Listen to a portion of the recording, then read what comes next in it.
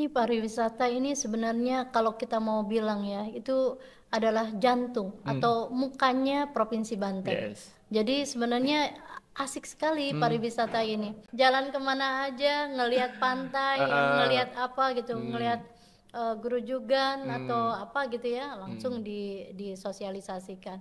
Sosialisasi, Hmm. capacity building mulai dari masyarakat yang luas, bagaimana akhlakul karimah ya harus ada regulasi ya, regulasi yang regulasi yang teratur. Misalnya mau masuk ke sini tuh kalau gratis ya gratis. Kita lagi main di tempat pariwisata, parkir, tiba-tiba mobil kita dicuci gitu ya. Kemudian setelah kita mau pulang, dipaksa harus Bayar. bayar dan dengan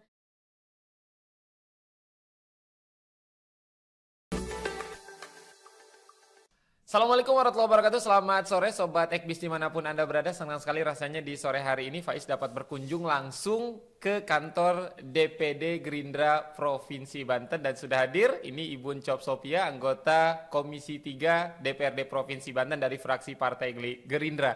Assalamualaikum Bu Ncop, apa kabar? baik. Waalaikumsalam warahmatullahi Terima kasih nih Bu wabarakatuh. sudah diperkenankan untuk main ke kantor. Ngacak-ngacak lebih tepatnya Bu ya. Oh iya, kami senang sekali bisa dikunjungi Siap, mungkin bisa Ekspres. disapa-sapa Bu konstituen. Alhamdulillah Ibu Ncok terpilih kembali DPRD Provinsi Banten periode 2024-2029 Bu ya. Ya, Mungkin bisa disapa-sapa masyarakat yang kemarin berjuang bersama untuk bisa memilih Bu Ncok sebagai anggota Dewan Provinsi Banten. ya. Assalamualaikum sahabat Ekspres. Terima kasih kemarin sudah mendukung Pak Prabowo dan kita sudah punya Pak Presiden, Pak Prabowo. Kemudian juga sudah mendukung saya. Alhamdulillah saya juga terlantik dan kemarin teman-teman sahabat Ekspres juga berjuang untuk Gerindra dan mudah-mudahan ke depan punya provinsi, punya gubernur juga dari Gerindra dan kotanya juga dari Gerindra ya. Siap, mantap. Ya, Sapu bersih ya Bu ya. ini terima kasih nih berkat Siap. doa, dukungan para Gerindra sapu bersih sahabat di Provinsi Banten Bu ya. Provinsi Banten, Kota Serang. Alhamdulillah Bu Serang. ya. Terima kasih Alhamdulillah. banyak nih Bu sudah diperkenankan untuk kembali ngobrol-ngobrol. Kalau kemarin kan waktu sebelum pemilihan ya Bu ya kita ngobrol. Ya, Sekarang Alhamdulillah Ibu sudah terpilih Bu. Kalau kita berkaca dari anggota DPRD Provinsi Banten, Ibu sekarang di Komisi 3 Bu ya. Beda di betul. 2019 Komisi Komisi 1. satu. Ya. Kalau kita lihat kan 2019 itu 85 Bu ya. Kalau di 2024 lebih banyak kuotanya jadi 100 anggota DPRD Provinsi Banten. Artinya ada penambahan 15 dewan di Kursi. sana, 15 kursi di sana. Tentu harapan masyarakat, ekspektasi masyarakat terkait jumlah anggota dewan yang banyak juga harus diserap oleh teman-teman di DPRD Provinsi Banten. Bagaimana tanggapan Ibu terkait aspirasi harapan masyarakat untuk pembangunan Provinsi Banten ke depan? Ya. Ya, ini kan sebenarnya penambahan kursi itu karena memang masyarakat kita semakin bertambah. Yes. Jadi karena masyarakat kita semakin bertambah, sekarang di DPRD menjadi 100 orang ya. 100 orang, perempuannya 14 orang. Yes. Jadi 14 di 100 dikurang 14 gitu. Yes.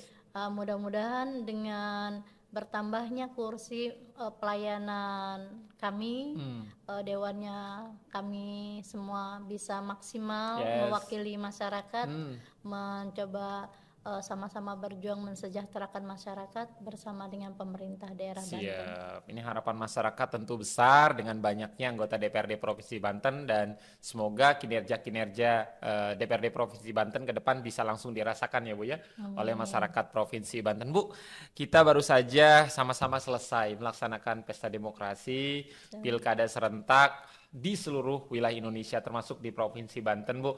Alhamdulillah Banten aman, damai, tidak ada gejolak di sana sini. Apa Bu tanggapannya terkait pilkada kemarin dan ucapannya untuk masyarakat yang sudah memilih pemimpin dan sudah keluar hasilnya versi quick count. Alhamdulillah kita aman, kita sejuk. Seperti apa Bu tanggapan Ibu? Ya, ya perkembangan literasi politik di Banten semakin membaik ya. Jadi dari pilkada kemarin kita melihat walaupun tentu saja di dalam pilkada itu ada perbedaan pemilih, tetapi kita masih aman, damai, dan juga kesadaran masyarakat untuk ikut berpartisipasi memilih juga semakin meningkat. Ya, mudah-mudahan ini saya ucapkan terima kasih masyarakat yang sudah memilih secara cerdas, ya, cerdas, kritis, dan insya Allah mudah-mudahan hasilnya juga sesuai dengan keinginan masyarakat. Mudah-mudahan gubernur ke depan pelayanan pada masyarakatnya semakin optimal. Siap. Ini gubernurnya dari Gerindra, Bu, Dari ya. Gerindra, amin. Mudah-mudahan doanya. Bapak, Terima kasih sekali. siap, Bapak Andreson yang juga Ketua DPD, Bu, ya. Betul. Ketua DPD Gerindra Provinsi Banten. Ini unggul versi quick count, ya, versi hitung cepat. Iya. Jadi kami di internal Gerindra ini memang seluruh saksinya itu langsung terkonek dengan apa penghitungan di Gerindra. Jadi begitu penghitungan dari sana terkonek. Yes. Jadi kita sudah melakukan quick account secara mandiri Yes, juga. siap. Dan hasilnya tetap tidak berubah, Bu, ya. Dan alhamdulillah hasilnya mudah-mudahan Yes. ini hasil yang betul-betul maksimal. Siap. Dan yang diinginkan oleh masyarakat Banten, Bu, ya. diinginkan oleh masyarakat Banten. Siap, Bu. Artinya kalau di 2019 Bu Uncop di Komisi 1, sekarang Komisi 3 yang notabene Komisi 3 itu ada pariwisata di sana, ada ekonomi kreatif di sana, Bu. Betul. Kalau kita ngomongin pariwisata kan Banten rasanya nggak kurang ya, Bu, ya, tentang potensi alam yang luar biasa. Kita punya gunung yang keren banget, apalagi pantai, Bu, luar biasa. Pantai kita menjadi salah satu pantai terpanjang juga di Indonesia. Kemudian kita punya perkebunan, tapi rasanya potensi ini belum maksimal, Bu, dimanfaatkan oleh masyarakat Provinsi Banten, sehingga manfaatnya juga belum terasa di masyarakat Banten. Seperti apa, Bu, ke depan langkah-langkah Ibu di Komisi 3 terutama yang fokus di pariwisata? Ini pariwisata ini sebenarnya kalau kita mau bilang ya, itu adalah jantung atau mukanya Provinsi Banten. Yes. Jadi sebenarnya asik sekali pariwisata ini. Kita Banten, betul kata Kang Faiz ya, bahwa Banten memiliki kekayaan pariwisata yang luar biasa, kekayaan alam, kekayaan, apalagi kekayaan buatan, ataupun kekayaan sejarah dan spiritual. Betul. Jadi kita ini luar biasa lah, sangat lengkap kalau orang mau jalan-jalan ke Banten ya. Mau melihat laut ada, gunung ada, mau berziarah juga Religi ada, ada, kuliner religi ada. Aduh, apalagi kalau ngomongin kulinernya. Aduh, setiap tempat itu kayaknya punya ini sendiri gitu ya. Kayak di Kota Serang itu kita akan kenal dengan rabegnya ya, sate bandeng. Kabupaten Serang, Germasem, ya, betul. belum lagi ke Pandeglang, ada balok lah, gitu ya. Angin lada, pokoknya asik banget deh kalau kalau ngomongin kuliner di Banten. Belum kita ngomongin satu-satu loh. Di Cilegon, di Tangerang Raya dan sebagainya. Siap. Ke depan langkah-langkah konkret yang dilakukan terutama di Komisi 3, Bu, bersama tentu kerjasama dengan Dinas Pariwisata, Bu, ya, Provinsi Banten. Rasanya kalau kita ngomongin tadi potensi pariwisata Banten yang luar biasa dahsyat. Pariwisata juga didukung dengan ekonomi kreatif tadi, termasuk di dalamnya adalah kuliner. Yang jadi masalah kan biasanya pelaku UMKM kita, terutama usaha-usaha yang memang bergerak di bidang kuliner lokali, biasanya belum tersentuh, mohon maaf, hal-hal yang modern, Bu. Jadi kadang-kadang packagingnya, kemasannya masih terkesan kayak jadul, kuno. Bagaimana Ibu agar ke depan ini bisa lebih mengejar daerah-daerah lain yang sedikit lebih maju di bidang UMKM, terutama di oleh-oleh ya, Bu, tadi ya? Iya betul, di ekonomi kreatif. Sebenarnya kalau kita melihat ekonomi kreatif di Banten, itu perkembangannya juga sudah pesat ya, mulai pesat. Kalau kita melihat lagi banyak juga sekarang ini generasi mudanya itu semakin kreatif. Yes. Jadi ekonomi kreatif ini benar-benar kreatif. Kadang-kadang dipasarkannya sekarang ini sudah mulai pakai modernisasi, jadi pakai digitalisasi, sehingga orang mudah. Dan sekarang ini lagi banyak orang ngevlog ya, jadi mereka jalan-jalan, mereka makan makanan yang khas, misalnya mereka juga bisa ngevlog gitu, bisa mengenalkan. Jadi apa hal-hal yang menarik di Banten ini sudah mulai disosialisasikan, Yes. mulai dari kaum muda. Apalagi kalau kaum muda tuh luar biasa deh gitu. Lebih lebih satset ya, Bu Ya ya. lebih satset, jalan kemana aja, ngelihat pantai, Heeh. ngelihat apa gitu, ngelihat gerujugan atau apa gitu ya, langsung disosialisasikan.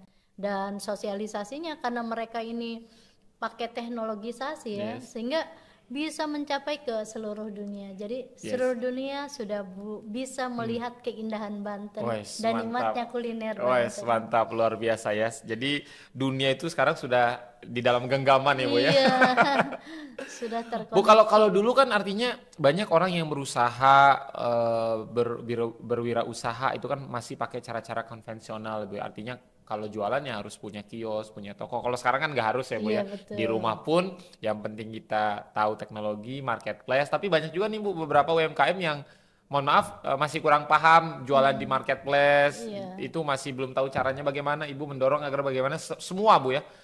Semua pelaku UMKM ini bisa melek marketplace agar berjualannya omsetnya tentu bisa lebih besar, Bu. Seperti Nah, apa, Bu? itulah pentingnya bagaimana negara hadir, bagaimana pemerintah daerah hadir di tengah-tengah mereka. Jadi bagaimana pariwisata itu berkolaborasi dengan UMKM-UMKM yang Yes. ada di sekitar itu, di sekitar tempat wisata. Yes. Kemudian juga bagaimana pemerintah daerah juga meningkatkan kualitas pariwisata yang mungkin tadinya hanya alam ditambah dengan wisata buatan Yes. ya, kemudian ditambah lagi dengan kuliner-kulinernya, mengakomodir kuliner-kulinernya, termasuk juga bagaimana memberdayakan kelompok sadar wisata Yes, Pok yang Darwis ya, Bu ya. Pokdarwis di tengah-tengah masyarakat. Jadi setiap masyarakat yang dia menilai bahwa tempatnya itu indah untuk dikunjungi oleh seluruh Yes. orang, mereka bisa punya akses untuk Yes. membentuk kelompok sadar wisata Yes. dan juga sekaligus kulinernya. Nah, mudah-mudahan ini pemerintah daerah bisa mengupgrade pemahamannya tentang bagaimana menjadi guide, bagaimana membentuk Pokdarwis, Betul. kemudian bagaimana juga ekonomi kreatifnya menggeliat. Jadi Yes. ada dorongan dari pemerintah bagaimana ekonomi kreatif ini mulai packagingnya gitu ya dan lain-lain sebagainya. Siap. Jadi desa bisa berdaya dengan alam yang sudah dianugerahi ya, Bu ya. Ya, Jadi membuat kelompok sadar wisata Pokdarwis sehingga banyak masyarakat yang berwisata ke sana, kemudian semakin banyak masyarakat yang berwisata otomatis pendapatan di desa tersebut, di kampung tersebut juga akan semakin baik. Bu, meningkat. ini yang pengen banget Faiz tanyain karena hampir setiap tahun langganan viral dan menuai kontroversi nih, Bu, terutama di masyarakat Provinsi Banten. Kadang-kadang, Bu, di sepanjang Pantai Anyer tuh, Bu ya. Ini beberapa kali viral, Bu. Itu kadang-kadang bis dipatok dengan harga yang luar biasa, berapa ratus ribu, kemudian viral lagi, kemudian ntar mobil dipatok berapa ratus ribu untuk hanya masuk ke pantai. Ibu melihat ini seperti apa, Bu? Apakah ke depan akan di eh, regulasinya diperketat lagi agar bagaimana wisatawan yang datang, mohon maaf tidak kapok, apalagi kalau wisatawannya jauh kan, Bu ya, datang dipatok dengan harga sekian masuk pantai kan gak mau datang lagi tuh, Bu. Dan yang lebih parahnya ini viral tentu akan mencoreng nama Banten itu sendiri. Seperti apa, Bu? Ya, memang pendidikan atau sosialisasi bagaimana menjadi tempat tujuan wisata itu mesti banyak kita sosialisasikan, Yes. kita adakan pendidikan pada masyarakat ya. Sehingga kalau sudah ada kesadaran pariwisata di tengah-tengah masyarakat, di situ juga di dalamnya pariwisata itu kan setiap tempat wisata itu kan harus membuat orang yang datang itu wisatawan itu nyaman. Kayak misalnya orang datang ke Bali itu udah menjadi mimpi banyak orang ya, oh Bali itu orangnya ramah misalnya gitu ya. Saya melihat bahwa sebenarnya Banten punya potensi itu. Keramat tamahan masyarakat Banten itu juga sudah menjadi budaya kita, saling saling sapa, saling tolong Yes. gitu ya. Kemudian santun itu saya kira satu kekuatan masyarakat Banten yang itu potensi itu bisa dioptimalkan untuk pengembangan pariwisata. Yes. Nah, tinggal ditambahin ilmunya nih sama oleh ini. Kemudian keamanan. Keamanan di Banten ini cukup aman. Yes. Apalagi masyarakat Banten ini terkenal masyarakat yang religius. Betul. Nah, masyarakat yang religius itu sudah pasti takut untuk mencuri ya, takut untuk melakukan kekerasan gitu. Dan itu keamanan, kenyamanan itu juga salah satu potensi pariwisata. Hanya tinggal pemerintah kita bagaimana tetap melakukan sosialisasi, capacity building mulai dari masyarakat yang luas, bagaimana akhlakul karimah ya di Banten itu tercipta secara baik. Yes. Kemudian juga pelaku-pelaku pariwisata itu juga ada peningkatan termasuk sertifikasi, sehingga orang-orang yang memang penggiat pariwisata itu punya harapan yang lebih luas. Selain dia mengenalkan Banten, mempromosikan Banten dengan keramah tamahan dan lain sebagainya, tapi dia juga bisa mengupgrade, barangkali dia kemungkinan akan jadi guide, entah itu di nasional, di provinsi lain, atau bahkan di mancanegara. Siap. Jadi tanggapan Ibu, Bu, untuk oknum-oknum yang kadang-kadang suka matok harga masuk ke wisata, mohon maaf, seenak udolnya, Bu. Iya. Seperti apa, Bu? Iya, jadi saya kira memang harus ada regulasi ya, regulasi yang regulasi yang teratur. Misalnya mau masuk ke sini tuh kalau gratis ya gratis. Memang kalau bibir pantai itu saya sih mendorong bagaimana itu menjadi wisata yang nyaman untuk masyarakat, diakses dan tidak mesti tidak mesti bayar. Tapi misalnya yang sudah memang ada sentuhan pembangunan yang membutuhkan juga ada modal dan lain sebagainya, mereka baru harus ada tiket masuk ya, dan tiket masuk itu harus fix. Itu harus fix. Nah itulah kerja keras kita, bagaimana kita mencoba mengawasi tempat-tempat pariwisata agar tidak ada oknum itu kan kasihan. Ini sebenarnya oknum itu tidak banyak, tetapi itu mencederai kita. Hal yang kecil misalnya gini, kita lagi main di tempat pariwisata, parkir, tiba-tiba mobil kita dicuci, gitu ya. Kemudian setelah kita mau pulang, dipaksa harus bayar dan dengan standar yang dimiliki oleh si oknum. Nah, yang kayak gitu-gitu tuh memang mereka mungkin oknum tersebut mengalami keuntungan ya sangat. Tetapi itu keuntungannya cuma sedikit. Betul, Bu. Karena nanti imbasnya, Bu ya. Nanti investasi kita untuk pariwisata, untuk mensejahterakan masyarakat, untuk mengenalkan ini loh indahnya Banten gitu ya. Itu nanti terpotong dengan oknum-oknum. Siap, Bu. Jadi ironis, Bu ya, ini tamparan keras juga, Bu ya, untuk para pelaku usaha terutama di bidang pariwisata. Hanya karena 1, 2, 3 oknum ini bisa merusak secara keseluruhan. Yuk sama-sama kita bangun pariwisata kita di Banten agar banyak yang datang, Bu ya, ke Banten. Tapi mungkin nggak sih, Bu, kita bisa mengejar Bali gitu, Bu, pariwisatanya mungkin aja, Bu ya? Sangat mungkin. Pertama, Banten ini tempatnya strategis ya. Kalau Bali kan jauh, Bu ya? Iya. Di Jakarta jauh. Kalau dari Jakarta dekat sekali. Jadi kalau di Banten ini banyak alternatif, pengen gunung ada. Betul, ada Pulau Sari, Gunung Karang. Karang. Wisata religi ada Banten Lama. Banyak sekali. Banten Girang, Banten Lama. Banyak lah di Pandeglang juga ya, Syekh Mansur dan lain sebagainya gitu kan. Banyak juga kita juga dari sejarah dulu juga kan ada Multatuli, Bu ya. Multatuli, siap. Multatuli. Itu kan dari zaman sebelum penjajahan ya, kita sudah sangat dikenal.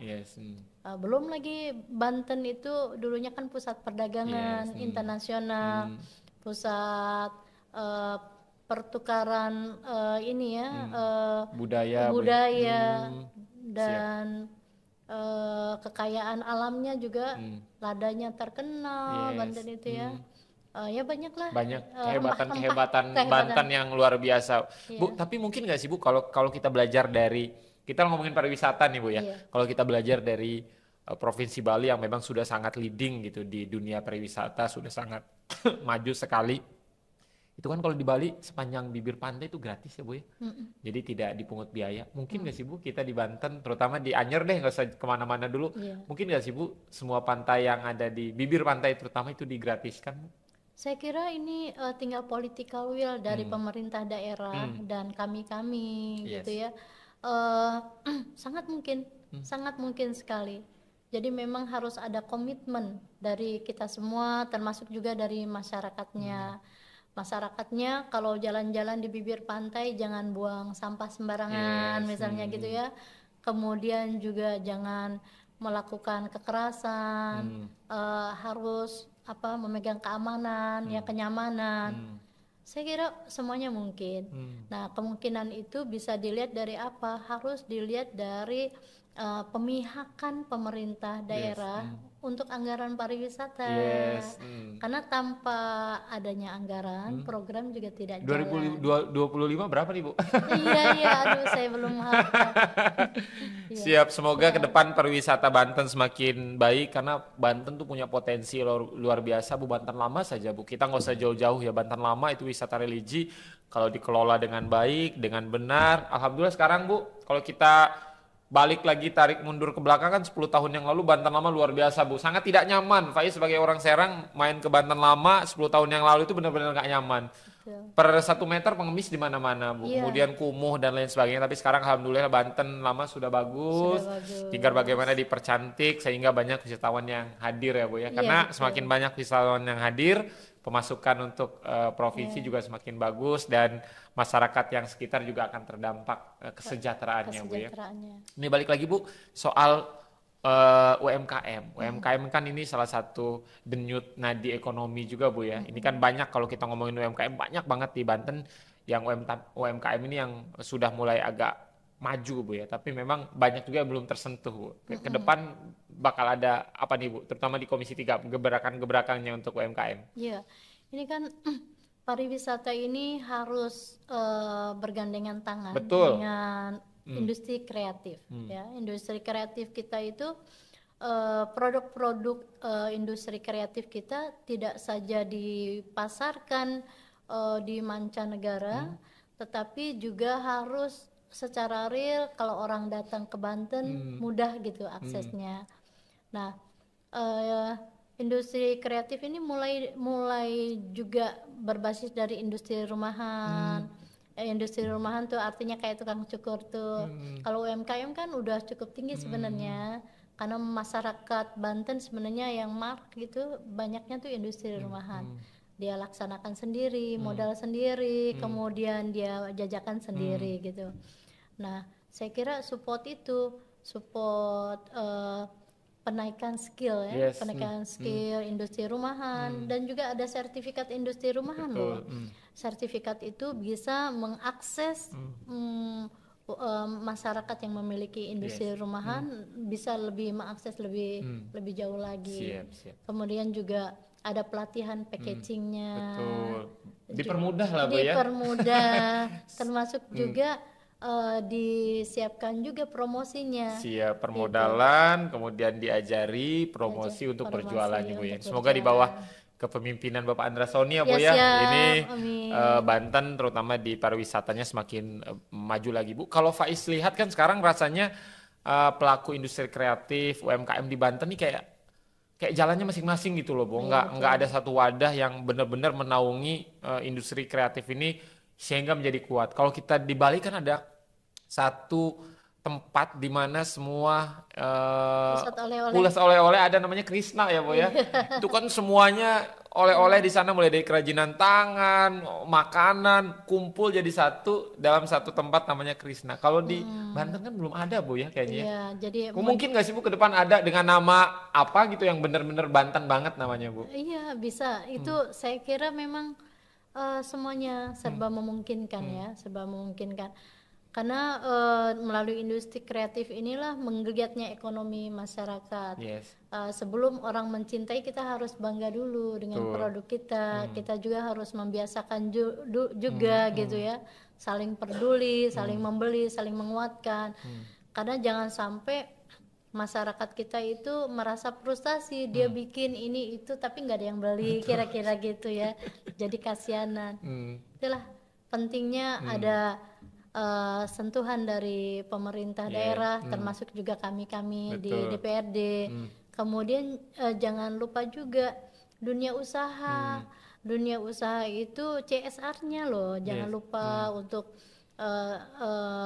untuk menguatkan UMKM kita. Siap, karena salah satu programnya Pak Andra Soni juga selain di sekolah gratis Bu Iya, ya, betul. sekolah gratis yang digaung-gaungkan ini juga sangat kencang sekali bagaimana untuk pelaku industri UMKM. kreatif UMKM. Ibu tanggapannya seperti apa Bu terkait program Pak Andra yang memang sangat konsen juga di bidang UMKM? Iya, itulah kami tentu saja sangat mendukung dan bangga ya visi misi Pak Andra.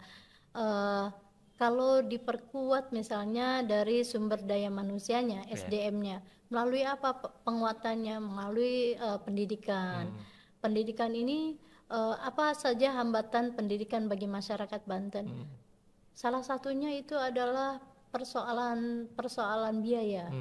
Nah, ketika Pak Andra ketika 02 yang memiliki visi misi bagaimana meningkatkan SDM masyarakat melalui pendidikan gratis, penguatan tidak saja di sekolah negeri tetapi juga merambah di sekolah swasta.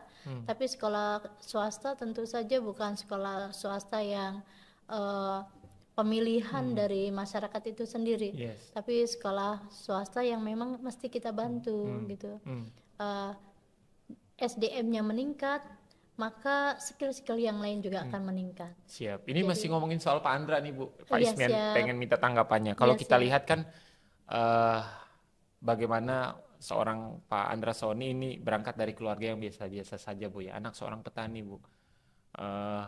Yang keluarga mohon maaf tidak mampu. Tapi alhamdulillah hari ini beliau versi berbagai survei ini unggul Bu ya, dan menjadi gubernur Banten. Ibu melihatnya seperti apa dari keluarga yang biasa saja akhirnya menjadi orang nomor 1 di Provinsi Banten Bu? Jadi saya kira bahwa masyarakat Banten ini ingin memiliki pemimpin itu yang tidak berjarak. Jadi pemimpin yang dari mereka sendiri dan tidak berjarak. Pak Andra bukan saja tidak berjaraknya itu bukan saja ketika beliau mencalonkan mau jadi gubernur ya. Saya kenal Pak Andra sangat lama sekali. Dari dulu memang sikap Pak Andra itu orangnya sangat peduli, sangat sensitif. Beliau juga sangat memahami bagaimana teman-teman disabilitas misalnya.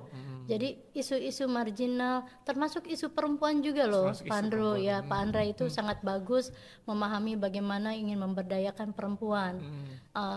Bagi gerakan perempuan ini sangat penting sekali ada seorang laki-laki dan perempuan memiliki komitmen untuk memberdayakan perempuan gitu. Banyak hal lainnya yang saya kira itu mungkin menjadi kerinduan juga masyarakat Banten. Misalnya di masyarakat Banten nih walaupun kita ini banyak kotanya, tapi mayoritas tuh masih pedesaan ya. Pertanian itu masih banyak. Hadirnya Pak Andra sebagai anak petani yang membuat nuansa baru, di mana anak petani di zaman sekarang itu sering sekali frustasi. Kalau di negara-negara maju menjadi anak petani itu sangat bangga karena berarti itu ketahanan pangannya sudah ada gitu ya. Kalau di sini itu kadang-kadang masih dianggap anak petani itu kadang-kadang dianggap apa ya, nggak keren Bu ya, kurang keren dan masa pastinya depannya kurang bagus. Karena apa? Karena anggaran-anggaran pertanian kita juga belum memihak pada petani. Saat petani mau melakukan penanaman bibit agak susah, kemudian juga pupuk agak susah. Saat panen harga juga turun, anjlok, sehingga jadi anak petani itu jadi petani, hampir banyak orang yang Betul. putus asa. Siap. Nah, hadirnya Pak Andra ini menjadi inspirasi Betul. bagi banyak orang. Orang dulu berpikir kayaknya tidak mungkin anak petani punya mimpi jadi gubernur Yes. gitu ya. Tapi ini nyata gitu loh. Ini nyata. Ya mudah-mudahan kita tidak, mohon maaf, bukan bermaksud mendahului, Yes. tetapi berdasarkan quick account itu jauh Yes. jauh sekali ya. Ininya beda suaranya Pak Andra dengan yang lain. Nah, inilah harapan Banten. Kalau saja gubernurnya dipimpin oleh anak petani yang memiliki background biasa saja, dan juga secara mental, secara sikap perilaku Pak Andra juga sangat baik dan tidak pernah menonjolkan diri gitu ya. Sangat bersahabat dengan siapapun. Dan walaupun dia laki-laki, dia juga sangat memberdayakan perempuan. Siap. Karena memang berangkat dari anak petani sehingga merasakan Bu apa keluh kesah, kemudian apa masalah, apa yang dirasakan oleh masyarakat yang ada di bawah Bu ya. Jadi memang sensitifnya tadi luar biasa, dan kita doakan ke depan program-program yang sudah beliau canangkan di visi dan misinya dapat segera terrealisasi, karena ini semata-mata untuk kemajuan masyarakat Provinsi Banten. Bu Uncop, terima kasih banyak Sama-sama. sudah meluangkan waktu berbincang bersama Faiz di sini. Siap. Di markasnya Bu Uncop ya. Kalau biasanya Bu Uncop yang main ke studio kami, ini kami yang main ke kantornya Bu Uncop. Terima kasih banyak. Mohon maaf ini rada diacak-acak kantornya Bu. Satu kebanggaan kami bisa didatangi Ekspis Banten. Luar biasa, terima kasih. Maaf penerimaannya tidak maksimal. Siap Bu Uncop, terakhir mungkin apa yang Ibu sampaikan untuk seluruh masyarakat Provinsi Banten? Yang pertama, yang sudah memilih Bu Uncop kemarin sudah berjuang sangat keras. Yang kedua, yang sudah memilih Pak Andra tentunya sebagai kader dari Partai Gerindra memimpin Banten 5 tahun ke depan, dan harapannya untuk Banten ke depan seperti apa? Silakan Bu Uncop. Para sahabat Ekspis Banten, kami dari Gerindra dan dari teman-teman sahabatnya Pak Andra mengucapkan terima kasih atas dukungan dari para sahabat Ekspis yang kemarin ikut memilih di dalam pilkada dan ikut memastikan bagaimana Banten lebih sejahtera. Kemudian kami juga mengajak, mari kita sama-sama mensosialisasikan Banten yang indah ini. Jangan duduk baik, jangan tenang-tenang baik, berjalan ke sana kemari, berpariwisata. Dengan banyak berpariwisata, dengan jalan-jalan ke sini, ke sana, semakin wawasan kita semakin terbuka, dan keindahan Banten semakin bisa dinikmati oleh kita dan oleh seluruh masyarakat. Jangan lupa kalau ada hal-hal yang baik di Banten ini, viralkan sehingga kebahagiaan sahabat-sahabat Ekspis melihat keindahan Banten, keramah tamahan Banten, enaknya makanan kuliner Banten bisa juga dapat dinikmati oleh seluruh masyarakat secara global, nasional, atau bahkan kita sendiri. Siap, terima kasih banyak Bu Uncop, luar biasa. Karena sedikit terakhir di closing Faiz, kalau kita melihat Banten ini kayak melihat miniaturnya Indonesia Bu ya. Apa yang ada di daerah lain pasti ada di Provinsi Banten. Dan tinggal kita bagaimana memanfaatkan potensi yang luar biasa tadi. Terima kasih banyak Bu Uncop, anggota Komisi 3 DPRD Provinsi Banten dari fraksi Partai Gerindra. Faiz pamit, Bu Uncop pamit, selamat sore dan wassalamualaikum warahmatullahi wabarakatuh.